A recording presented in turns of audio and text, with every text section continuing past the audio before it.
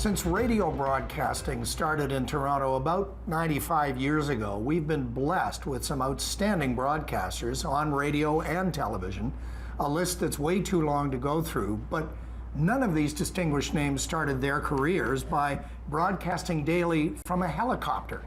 But that's how Dini Petty got her start, and then went on to become one of the very few anchor women at the time on a daily TV newscast on City TV, to being host of her own daily talk show that had a 10-year run on CTV. Dini, it's so nice to see you again, and it seems like ages since you were part of our daily lives. Where have you been?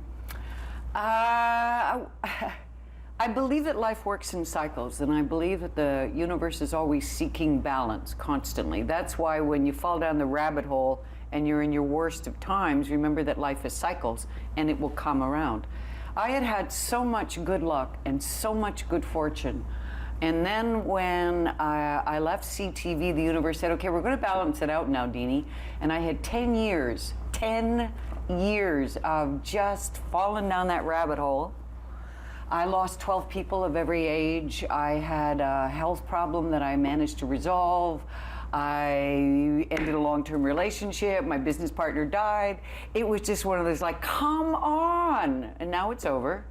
And I survived, and here I am. Well, I'm so glad. Yeah, you and me both. Yeah. You and me both. You know, it's interesting. My next question is about the pressure and the intensity of daily news and doing a talk show. Right. But you kind of had intensity and pressure in those years since then. Right. But I wanted to ask you about those years when you were on air. Right. And dealing with that daily intensity and pressure. Do you miss that at all, and would you love to get back into it? I don't miss it. I love the art of conversation, which is the definition of a good interview. There are some people I didn't get to interview, or some people I'd like to interview again. I'm going to repost some of my favorite interviews because I own all my shows. And I'm starting, it should be posted within the next couple of days. So if you go onto Facebook to Dini Petty, the first one I'm going to run is Omar Sharif, which he was amazing. I mean, the privilege of sitting with people like that every day was extraordinary. Yeah.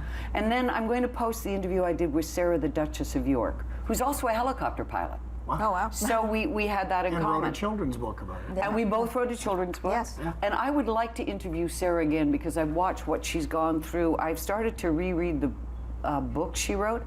I don't know how that girl did it. I mean, talk about pressure. Yeah. My pressure was basically based on the fact I was a single mother with 2 children, no support. And those kids had to eat 3 meals every single day. And then they said, you can't lock them in the basement and go to work. So my goal in life was to raise 2 kids, make sure we were all okay. And that was really where the pressure was. The job was fun. I mean, I flew a pink helicopter. Yes, you did. I mean, you know, and I talked to some of the world's most fascinating people. So you don't think of it as a pressure cooker at all? You probably think of it as great fun. I've always had more energy than most people, always. So for me, running like that at full speed was pretty much the way that I like to operate. Although I may have slowed down just a little at this point in my life. Yeah. Well, let's go back to how you got your start, because it really was unusual. You were the helicopter chick in the pink jumpsuit. So tell us how you got that unlikely job. My mother was Canada's first talent agent, Molly Petty Producer Services. So when I was 11 years old, she moved the office to the front room of our house. And the parade of beautiful women and beautiful men started going through the front door. And so my father had one of the first animation houses. So I grew up in the business. My parents laid the cornerstone of this industry. So I went to work for a guy named Dean Peterson. Again, if you go on Facebook, I just posted a thing about him on World Television Day. Dean Peterson did the first television commercial ever made in this country. He was 6'2" or 3", wore Hawaiian shirts, and on the set he was like out of a Hollywood movie. And the client would say, so what about that shot? Don't worry, Harry, it's gonna be lovely, you're gonna love it. And it was always amazing. So I worked for Dean for some time, and he went out of business. He decided to sell, and I needed a job. So I go to a girlfriend of mine, Peggy Clarkson, God bless her, said, come on, I'm gonna buy you lunch. I said, I'm in. And we went to George's Spaghetti House, and 3 guys from CKY Radio came in, and as they passed our table, we said hello to Tommy Brandenburg, who knew I'd done some skydiving. At that time, traffic reports were new. Most radio stations had 2 helicopters, and each one was a guy who flew and a guy who reported, except CKUY, where Bob did both. And CKUY said, we're going to win this war, we're going to find a girl. Go find her.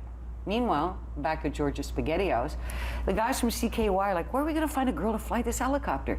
And Tommy looked over and said, see that girl? That's Dini Petty. Now, I know she's crazy enough to jump out of an airplane. Maybe she's crazy enough to fly a helicopter. Literally, as he's walking to my table, Peggy said, what are you going to do, Dini? I said, I don't know, Peggy. I can't be a secretary. This is obviously long before spell check, because I can't spell. And just then, and I said, I want to be challenged. I want to use my brains. And there was a tap on my shoulder, and I looked up and I heard the words that changed my life. Wow. How would you like to be the girl in the pink helicopter? Yeah. Okay. Yeah. Dream come true? Do you know, sorta, like what? it all seems almost like an Austin Powers sketch, this whole thing, the cute chick in the pink jumpsuit and the pink helicopter, but in reality, it must have had a few scary moments. I mean, you're flying a helicopter. I've had 9 close calls in my life. Yeah. I've finished my first 9 lives. I'm on my second. 3 of them were in the helicopter. I'm a very, very lucky woman, and of all the things you want to be in life, lucky is the best. And I believe that there are 2 forces at work in our lives. There's fate and there's destiny. And destiny is what we create in our lives by the choices we make. And fate is what life puts in the way, and you cannot argue with the woman. And on a bad day, what a biatch. Yeah. And she was very kind to me. She said, here, and gave me all these gifts. And through fate, I've had 9 close calls, and I'm still here to tell you. So Wow. luck is what you want to have. So you had the good luck to land the broadcasting gig, the first one, and then was it fate that grounded your chopper and put you into the newsroom? You know, I'm a very curious person. Curiosity is my greatest gift. It's also the one that's gotten me in all the trouble, and there's been a lot of trouble. A lot of it's been fun. But I on a suggestion of somebody who said, you're so curious, you should be a reporter. I called Moses, and I said, you ought to hire me. And because I was the girl in the pink helicopter, he gave me a chance. And it was actually Moses and Eimer who launched my career. Yeah. Who was the owner of one of the owners of City TV at the time? Yes, he and Phyllis Switzer were That's the right. brains behind it all. Mm-hmm. Yeah.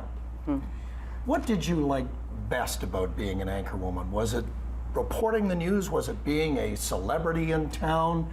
Were you riveted to being, someone who disseminated the issues to the people? What was it being good in the about it? public eye? Yeah.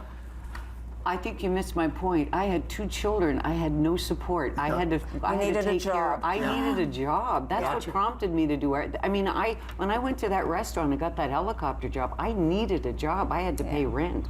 Then I had 2 kids, and then I ended up on my own. The laws weren't in place, and I'm like, okay, I got to make a living.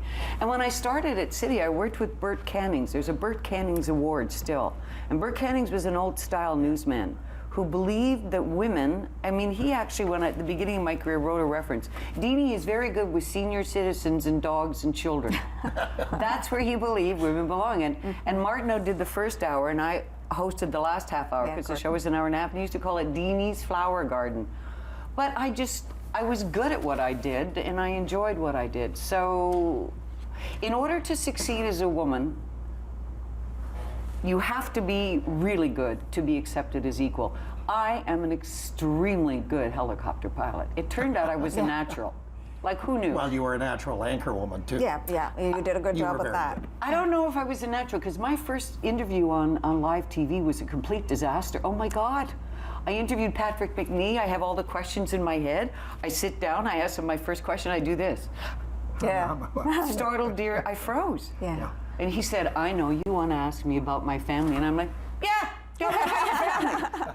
And then he said, I know you want to know the whole interview. Perfect. He I'm like, interviewed himself for I'm you. like, yeah. So, but you gained a lot of experience, and you got really good, and you also hosted a daily talk show on City then. I did. In the 80s, it was called Sweet City Woman. Yeah. And that eventually morphed into Cityline. Cityline. And what did you prefer, the austerity of being an anchor, not quite as much fun perhaps, or being an interviewer and getting to shake things up?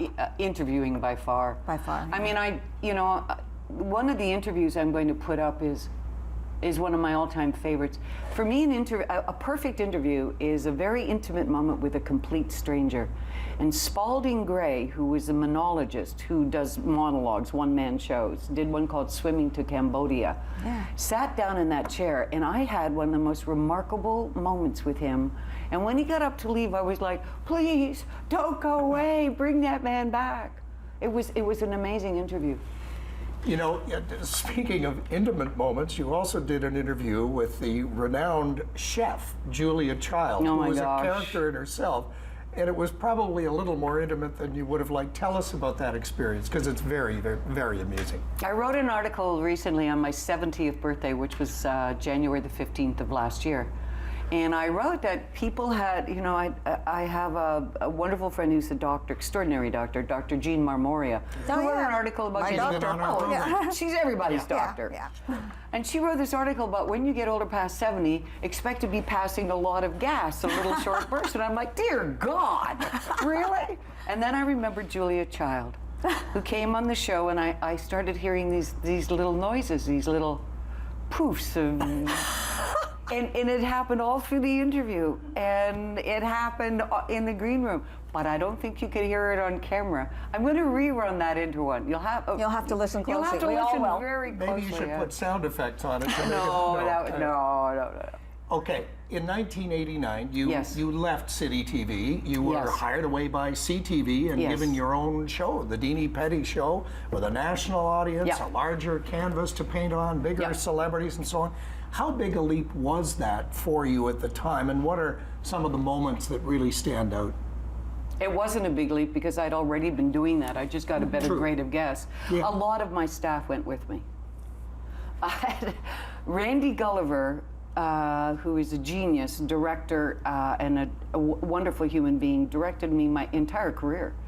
And when he was asked, well, why did you leave City to go with Dini? He used a ruder word, but basically he said to the reporter, because she's got big boobs.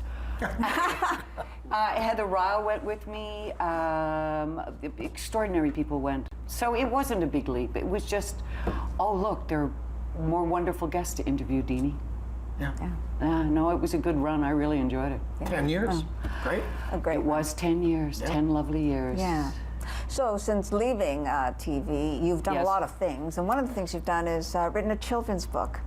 Can you tell us about it? Yeah, in my heart of hearts, I'm a poet. I write poetry. It's tough to make your living as a poet. So I was asked to go to the Sick Children's Hospital. A woman called and said, will you come and interview the kids in a couple of weeks? And I'm like, yeah, sure. Put it in the daytimer. Okay, so I leave CTV and I'm driving down the parkway in my car and I'm like, how are you going to entertain these kids? And I said it out loud. How am I going to entertain these children? And that's when it happened.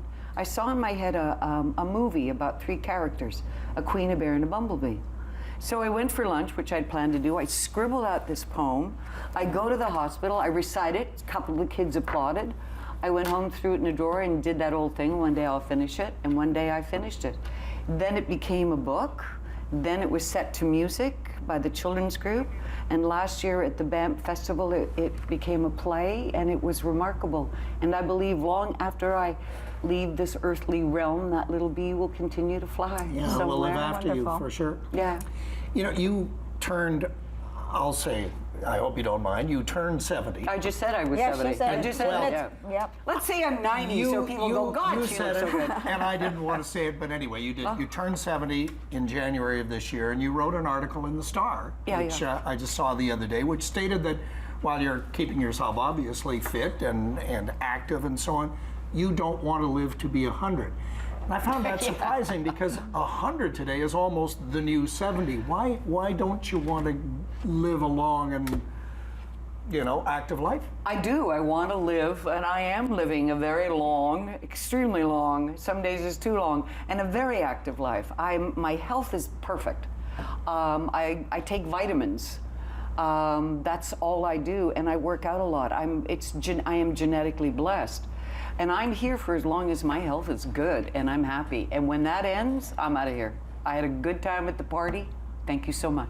Okay. But Yeah. you don't want to turn 100. I mean, even because Well, I think When I was a young reporter Yeah. at City, I went to all the 100 birthday parties. They were always the same. Dini, you won't believe Aunt Martha. She's just amazing. And I get to this place, and in the middle of all these people would be Aunt Martha, like this. With someone screaming in her ear, Dini's here, Aunt Martha, say hello. And I'm like, dear God, leave her alone. I never met a 100-year-old that was like, hey, you won't, never. Now, if I get there and I'm like that, I'll still be here. But if I'm not, but 90 would be okay. as long as my health is good. Right. And that's, and I'm happy, I'm here. Okay, we only have a minute left, so in that minute, we Okay. want to ask you quickly, who were some of the best people you ever interviewed? you said Omar Sharif. You and some did of say the that. others. I'm Yeah. running, okay, so here are my favorite interviews that I picked, and I hope I can remember them. I picked about 18. Omar Sharif. Harrison Ford is one of the best interviews because it was a total setup and nobody knew it. And a friend of mine who was watching the interview actually fell off his treadmill yelling, "What is she doing?" It's Harrison Ford. The Duchess of York, Red Skelton. Wow. Who else did you pick, Dini? Oh, Spalding Gray. Oh, I can't remember them. Who was the worst? Who was Yeah. the toughest and the worst, most cantankerous? Chaz, formerly known as Chastity. Oh, yes, was Bono, Cher's daughter, daughter, Bono's son, daughter. yeah. Yeah, son now. Okay. Who was a girl then, came on the show, and I had two segments with her, and she broke it up with somebody the night before, and she didn't want to talk, and I spent 10 minutes in the green room getting her, hi, but yeah. We've And, got to Thank end goodness there. they weren't all like that. Yeah. and then she was Very fine when interesting. she got there. Yeah. And that's Dini, cool. thanks so much. Thanks for being with us. Really was So fun. good to have you. My pleasure. Coming up after the break, we'll talk to Blue Ant Media's CEO, Michael McMillan. Stay with us.